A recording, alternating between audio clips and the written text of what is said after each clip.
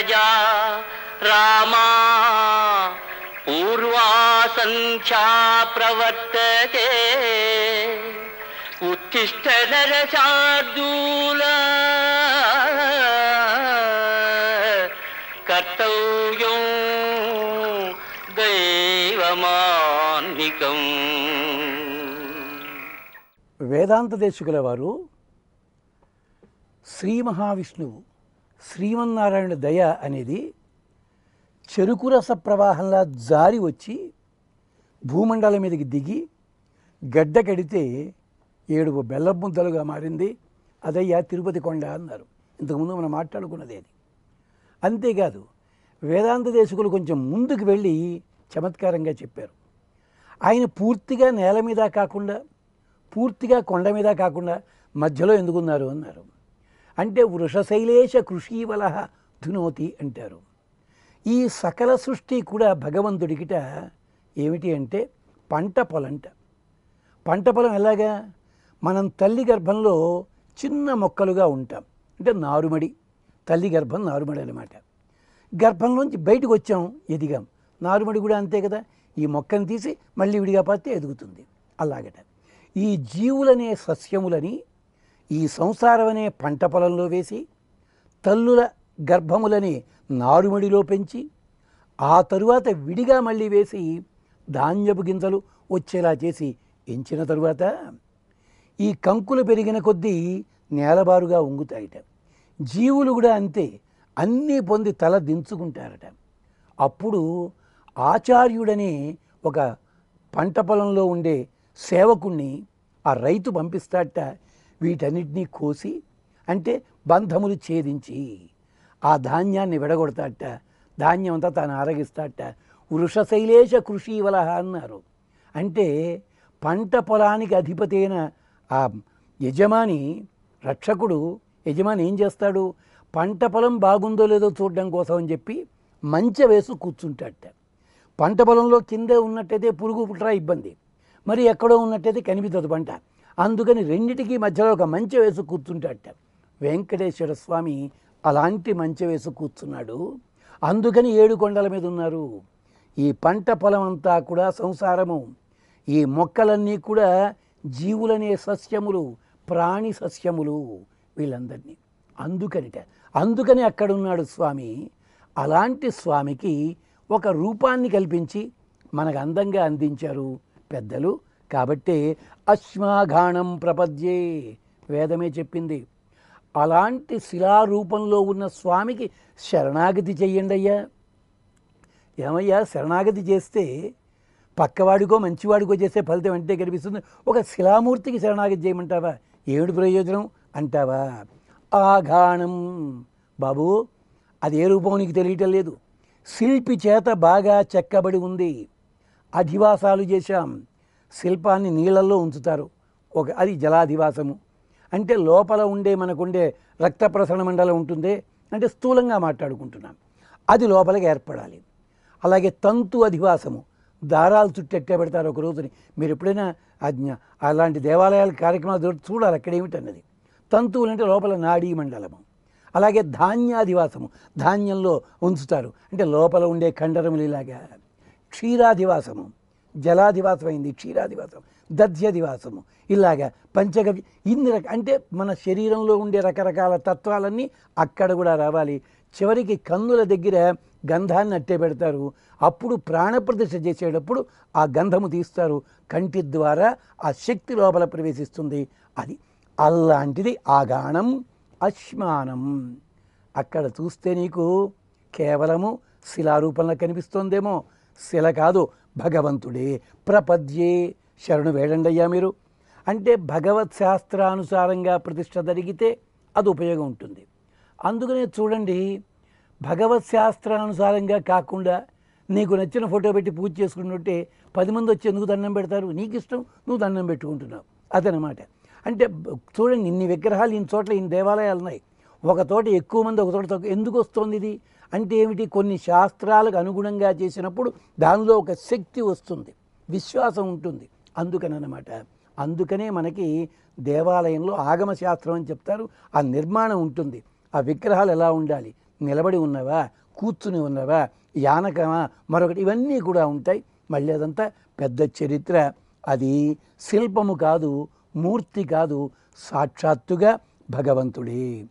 ఇక్కడింత చెప్పడం దేనికంటే ఇటీవలి కాలంలో దేవాలయాల్లో తెలుసున్న వాళ్ళు తెలియని వాళ్ళు కూడా కొన్ని అమర్యాదకరంగా ప్రవర్తిస్తున్నారు. ఏమిటది? దేవాలయ మర్యాదలు కొన్ని ఉంటాయి. ఏమిటంటే పాదరక్షలతో లోపల ప్రవేశించకూడదు. పాదరక్షలతోటే వెడుతున్నారు చాలామంది. ఒక అవధి దాటి, ఒక ప్రాకారం దాటి, ఒక గర్భగుడి దాటి లోపలికి వెళ్ళకూడదని నియమం. నేను ఉన్నతాధికారిని కనుక లోపలికి వెళ్తాను, వెళ్ళకూడదు. ఉన్నతాధికారులే కావచ్చు, ఉత్తమాధికారులే కావచ్చు, పండితులే కావచ్చు, మరొకళ్ళే కావచ్చు, ఆలయం ఏర్పడ్డ తర్వాత ఆలయ మర్యాద ఎలా ఉంటే అలాగా. ఒక్కొక్క చోట ఎవరో అధికారులు రావటం లేదని ఆలయంలో జరగాల్సిన ఉత్సవాలను కూడా ఆలస్యం చేస్తుంటారు. కళ్యాణ ప్రక్రియ ఉంటుంది. కళ్యాణ ప్రక్రియలో మంత్రములు చదివేటప్పుడు ఎంత జాగ్రత్తగా, అసలు శాస్త్రమన్నది జాగ్రత్తగా ఉండాలి. అందుకని ఇంత మాట్లాడాల్సి వస్తుంది. ఆలయ మర్యాదలు ఎంత బాగా పాటిస్తే అంత మంచిదని ప్రవహ ప్రాంత మందసాధియాతే మహేశూరాయ విష్ణవే చార్చత ఋగ్వేదం చెప్తుంది. నీవు మర్యాద తప్పకుండా, శాస్త్ర మర్యాద తప్పకుండా దేవతార్చన కొనసాగించు. పద్మ సంహిత ఇంకొంచెం సూటిగా చెప్పింది. ఇక్కడ స్వామిని ఆరాధన చేసేటప్పుడు జాగ్రత్తగా ఉండండి. ఏతత్ రూపం ప్రతిష్టాప్య, నీకు కావలసిన పద్ధతిలో అలాంటి రూపాన్ని ప్రతిష్ఠించు. శుద్ధయా శిలయా, పవిత్రమైన శిలతో స్థాపించు దాన్ని.